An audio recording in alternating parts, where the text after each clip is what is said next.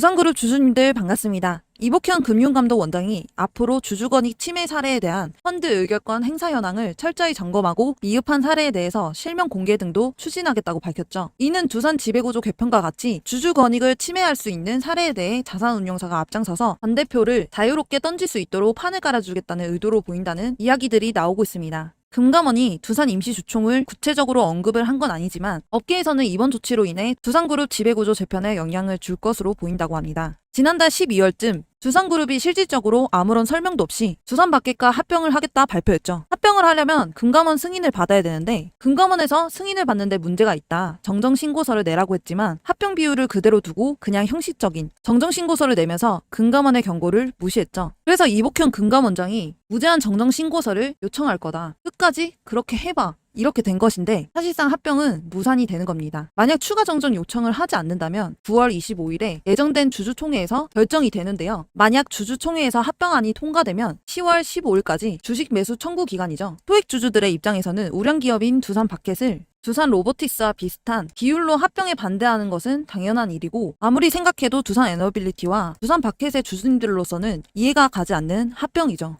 두산바켓 주식은 두산 에너빌리티와 특수관계인이 40.07% 보유하고 있고 국민연금이 6.97%, 소액 주주님들 비율이 46%에 있고요. 두산 에너빌리티는 두산과 특수관계인 30.67%, 국민연금은 6.78%, 소액 주주님들이 62%에 있습니다. 둘 다 소액 주주님들의 비율이 낮지는 않죠. 그래서 주주님들의 거센 반발에 설득하기 위해 주주 서한을 발송했지만 그렇게 두산 입장은 요지부동인 거죠. 설사 합병이 된다고 하더라도 두산은 주식 매수 청구권을 피해갈 수는 없습니다. 주식 매수 청구권은 합병에 반대하는 주주님들이 두산 로보틱스 주식을 받는 대신 보유하고 있는 지분을 두산에서 대신 매입하라고 청구하는 건데요. 두산 에너빌리티 소액 주주 지분율이 62%여서 이분들 중 지분 4%만 주식 매수 청구에 나서도 상한액은 6천억 원을 넘기는 거고요. 두산 로보틱스는 5천억 원, 두산바켓은 1조 5천억에 불과하죠. 거기다가 자회사와 모회사 간에 실시되는 포괄적 주식 교환도 불가능해집니다. 즉 두산 로보틱스가 두산바켓 지분 100%를 가져가면서 두산 로보틱스를 두산바켓의 완전 자회사로 만든다는 건데요. 그게 불가능해진다는 거죠. 이렇게 반발이 거센 만큼 청구권 물량이 한도를 넘을 가능성이 높은데요. 두산이 이를 대비할 수 있는가에 대한 우려도 커지고 있습니다. 두산그룹의 관계자는 이런 말을 했죠. 아직 주식 매수 청구권 행사 기간이 많이 남아있지만 상한액이 넘으면 이사회나 주총을 통해 진행 여부를 한 번 더 판단할 것이라고 전했습니다. 그래서 그런지 두산은 두산바켓의 미국 등 해외 법인으로부터 1조 5천억 원을 끌어올 계획이라고 합니다. 그리고 두산바켓은 해외 법인에 돈을 들이는데 시간이 걸리는 만큼 급전을 빌리는데 브릿지론 조달도 나섰다고 하는데요. 이 브릿지론이란 일시적인 자금난에 빠지는 경우 일시적으로 자금을 연결하는 다리가 되는 대출로 한마디로 임시방편 자금 대출입니다. 지금 분위기가 심상치 않아요. 금감원도 이를 갈고 있는 것으로 보여지는데요. 다른 기업들의 합병권도 있지만 제일 큰 논란으로 있는 게 두산이잖아요. 여기서 잠깐 구독자 이벤트를 진행하려고 하는데요. 우리가 이렇게 중장기적인 종목들을 보면 가치 있는 기업 중에서 주주님들이 많이 몰리는 기업이잖아요. 그런데 인기 없는 기업, 잘 모르시는 기업들도 수익을 낼 수 있는 방법이 있습니다. 그게 뭐냐면 여기 보이는 조건 검색기입니다. 지금부터 이 검색기로 얼마만큼 수익이 안정적으로 나는지 장점과 단점이 무엇인지 설명드릴게요. 왼쪽 상단을 보시면 제가 실제로 쓰고 있는 검색기인데 보이시나요? 이 검색기가 오늘 여러분들에게 알려드릴 검색기입니다. 시가베팅 검색기라고 하는데 오늘 잡아준 종목이 10개 이상 정도 보여지고 있고요. 우린 오늘 이 검색기가 잡아준 종목들로 매매를 진행을 할 건데 자 일단 등락률을 가장 많이 오른 순으로 해놨어요. 이 신풍 대학을 보면 주주님들의 차트와는 좀 다른 점이 보이실 거예요. 그게 뭐냐면 이 화살표 주주님들 차트에는 없을 겁니다. 이 화살표가 의미하는 게 뭐냐면 바로 강력 매수 신호예요. 그래서 저는 신호 수식이랑 검색기랑 같이 병행해서 쓰고 있는데 두 개를 같이 썼을 때 얼마만큼 안정적으로 수익이 나오는지 지금부터 보여드리도록 할게요. 자 일단 차트를 봤을 때 당일 일본 캔들의 화살표, 즉 매수 신호가 나와줬는지부터 확인을 해야 합니다. 자 이 종목 화살표 나와줬죠? 그럼 우린 이 종목을 가지고 매매를 진행해야 합니다. 매수 신호 확인이 됐으면 분봉으로 넘어가면 1분봉, 3분봉, 5분봉, 10분봉 등 여러 가지가 있는데 이 강력 매수 신호 수식은 3분봉에 가장 최적화가 되어 있기 때문에 3분봉으로 놓고 보시는 걸 가장 추천을 드립니다. 자 다시 차트로 넘어와서 몇 시 몇 분에 나와줬는지 한번 볼까요? 9시에 나온 거 확인이 되실 텐데 우린 이때 진입을 할 겁니다. 이때 진입을 하면 몇 프로 수익 먹고 나올 수 있냐? 무려 18.24% 수익 먹고 나올 수 있었습니다. 그런데 여기서 중요한 건 익절 구간입니다. 제가 말씀드리는 구간에서 입절을 하셔야 리스크 없이 안전하게 수익 내고 나오실 수 있습니다. 제가 항상 말씀드리지만 10%에서 20% 구간에서 익절하셔야 된다. 괜히 욕심 부리시다가 손실 보시지 마시고 이 익절 구간만 잘 지켜주시면 됩니다. 우리가 이 한 종목만 가지고 매매를 진행하는 게 아니고 검색기가 잡아준 10개 종목 이상을 가지고 매매를 진행할 거기 때문에 괜히 이 한 종목 때문에 손실 내지 마시고 욕심 버리시고 제가 말씀드린 10%에서 20% 구간에서 안전하게 익절하시기 바랍니다. 그래서 이 검색기를 드리려고 하는데요. 검색기를 받아보고 싶으신 분들은 구독과 좋아요 한 번씩 눌러주시고 010-4189-8678 번호로 구독이라고 두 글자 문자 보내주시면 됩니다. 무료로 드리는 거고요. 돈 들까봐 걱정 마시고 편하게 받아서 쓰시면 됩니다. 실제로 저한테 받아서 사용하시던 분들은 지금도 충분히 만족할 만한 수익 벌어 가신다고 막 고맙다고 그러세요. 주린이 분들, 손실이 많으신 분들한테 정말 추천드리고 있으니 써보기도 전에 의심하지 마시고 써보고 아니다 싶으시면 삭제하셔도 됩니다. 검색기 같은 경우에는 설명서랑 같이 해서 알려드리고 있고요. 주린이 분들도 5분이면 적용하기 때문에 크게 걱정하지 마세요. 다시 한번 010-4189-8678 번호로 구독 두 글자 문자 보내주시면 알려드리도록 하겠습니다. 만약 금감원의 심사를 통과한다면 9월에서 10월 예정된 주주총회와 주식 매수 청구권 행사를 할 수 있는데요. 이 제도는 부당,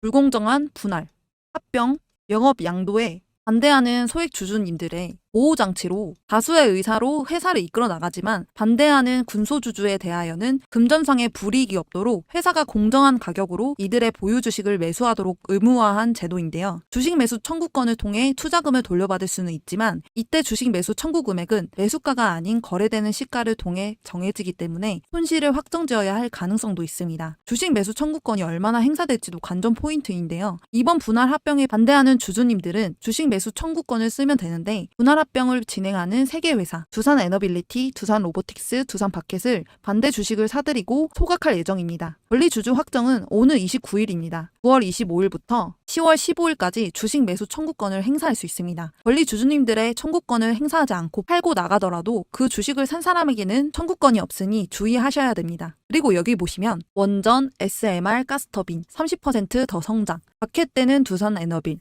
분할을 기회로 봐야 된다. 이와 같은 긍정적인 기사는 나왔지만 당연히 시간이 지나면 올라갈 수는 있겠죠. 그런데 당장 주가는 좋지가 않습니다. 이런 뉴스가 나와도 우리 주주님들은 중요한 게 아니란 말이에요. 지금 마음이 좋지가 않은데 두산 에너빌리티가 앞으로 좋아지는 것에 대해서는 좋은데요. 그렇지만 저도 그렇고 우리 주주님들도 바켓이 에너빌리티의 자회사로 있으면 훨씬 더 좋단 말이에요.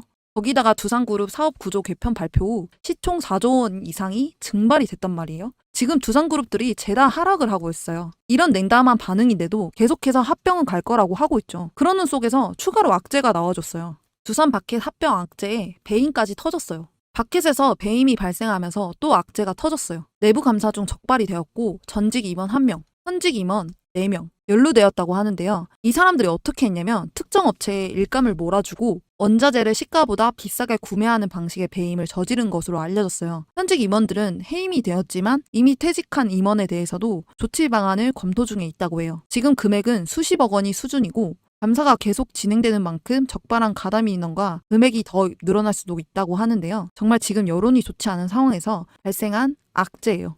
악재. 지금 현재 두산그룹이 사업 구조 개편안에 대해 주주님들의 반발이 거세지자 대응에 나섰는데요. 이 대응은 대표 명의로 작성된 주주 서한을 각각 홈페이지에 먼저 올렸고 주주님들께 5일날 서한 발송을 게시할 예정이라고 합니다. 자, 일단 제가 두산 바켓 주주 서한에 대해서 먼저 요약해서 좀 말씀을 드려볼게요. 일단 메모장으로 적었고요. 한번 볼게요.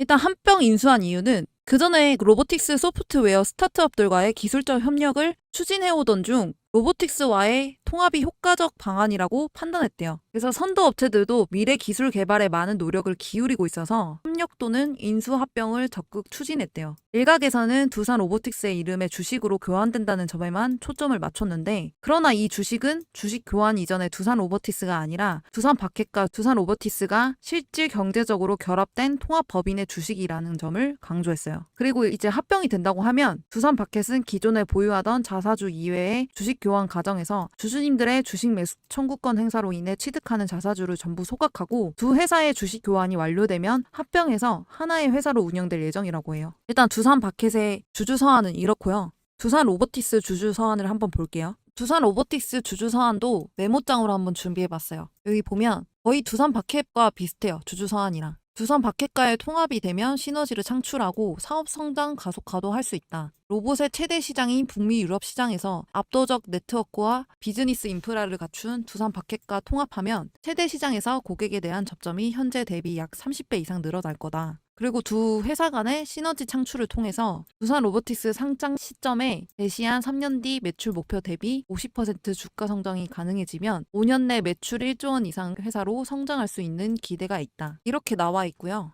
자, 두산 에너빌리티 주주 서한도 메모장으로 요약을 해봤어요. 한번 보여드리자면 두산 에너빌리티는 원전 수주에 대해 이야기를 했어요. 킹코리아가 역할을 집중하고 있는 폴란드, UAE, 사우디 원전에서도 추가 수주 가능성과 영국, 스웨덴, 네덜란드 등의 신규 원전 건설 사업에도 수주를 할 예정이다. 그리고 최근 루마니아 원자력 규제기관의 인증을 취득했잖아요. 그래서 루마니아 최초 건설 사업에 참여할 수 있는 기회를 확보했다. 이건 뭐 알고 있는 거고. 그리고 향후 5년간 62기의 원자로 모듈을 수주 목표 수립하고 있다. 그래서 이를 대폭 초과할 가능성이 있어 제작 기반 확보에 만반의 준비가 필요한 상황이다. 그리고 원자력 스팀 터빈 경우 웨스팅하우스 노영 등과도 협력할 예정이다. 그리고 SMR용 스팀 터빈의 경우 뉴스케일, 테라파워, 롤스로이스와도 사업 논의 중이다. 이거는 일단 뉴스에도 나오지 않은 기사라서 조금 이거는 호재거리로 나올 것 같고요. 그리고 이제 국내 노후 석탄 발전소의 LNG 전환이 가속화될 것으로 예상. 해외 수출 합하면 2038년까지 총 105기의 가스터빈 수주 가능 추정. 그리고 수소터빈 사업은 선진 OEM사보다 더 빠른 진행을 통해 미래 사업 준비 중. 가스터빈 서비스 사업을 통해 안정적인 매출 및 고수익. 이 고수익이 30%에서 40%의 사업 영위. 이에 따라 회사는 이 사업으로 약 10년 뒤 연평균 1조 원 수준의 안정적인 매출 확보를 기대할 수 있다. 네, 지금 거의 다 좋은 호재거리만 나왔어요. 거기서 안 좋은 게 이거예요. 바켓 분할 시 배당 수익의 상실로 인한 영업이익 하락 이야기. 이거 말고는 따로 없었어요. 일단은 지금 주주님들의 화를 풀어주기 위해서는 좋은 얘기밖에 할 수 없는 상황이라서 이거밖에 언급을 하지 않은 것 같아요. 자, 이렇게 봤고요. 그리고 여기 새 회사들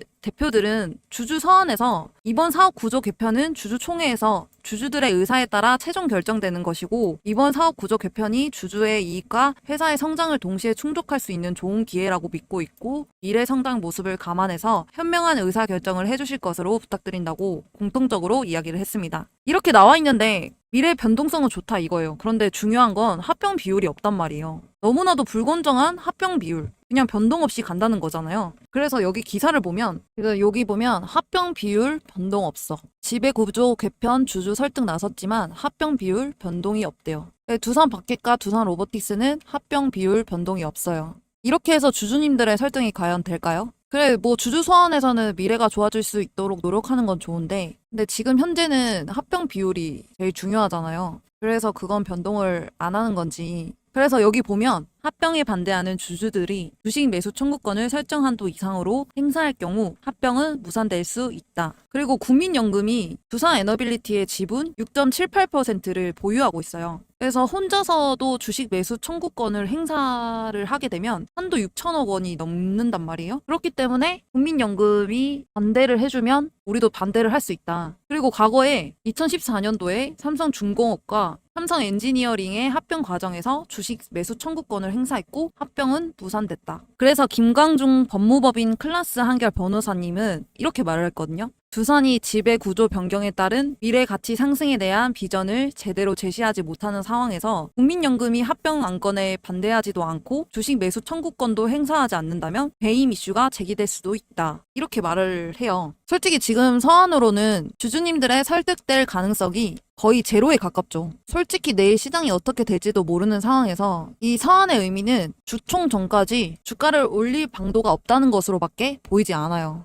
자, 일단은 제가 여러분들한테 이벤트를 하나 준비를 했어요. 무슨 이벤트냐? 바로 구독자 퀴즈 이벤트예요. 제가 한번 문제를 내볼게요. 2차 전지 관련주에 영향을 주는 미국 시장 전기차 대장주는 1번 록히드 마틴, 2번 테슬라, 3번 엔비디아, 4번 애플. 그래서 정답을 아시는 분은 아래 번호로 정답만 숫자로 적어서 보내주시면 됩니다. 그래서 정답을 맞추신 모든 분들께는 2차 전지, AI, 로봇 관련주 정보 자료지 플러스 8월에 히든 종목해서 같이 보내드릴 건데요. 밑에 보시면 정답을 맞추신 분들께 위의 종목 전부 보내드리도록 하겠습니다. 자, 그러면 2차전지 AI 로봇 관련주 정보 자료집은 어떤 것인지 알고 계시지만 8월의 히든 종목은 어떤 건지 모르시는 분들을 위해 알려드릴게요. 잠시 보여드리면서 설명을 드리자면 이 히든 종목을 황금 매집주라고 불러요. 왜 황금 매집주라고 그러냐면 짧게는 몇 년이지만 길게는 10년 이상 움직임이 없는 종목을 말해요. 그러다가 언제 이렇게 움직임이 없는 이런 식으로 매집봉이 하나 떠오르는데요. 이게 바로 전형적인 세력들의 매집의 흔적들입니다. 그러면 매집봉이 떠오르면 주가는 미친 듯이 상승을 하게 되는데요.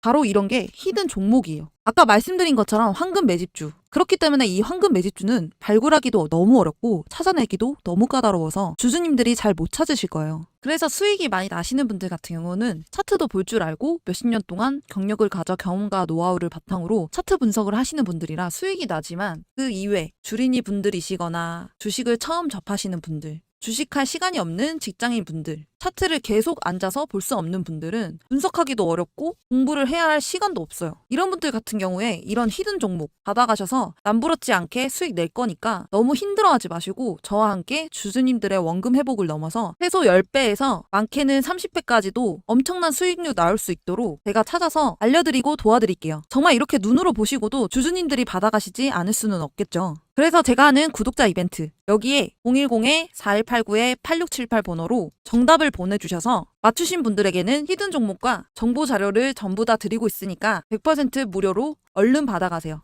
오늘도 시청해주셔서 감사합니다. 더 알차고 유익한 정보를 갖고 오도록 하겠습니다.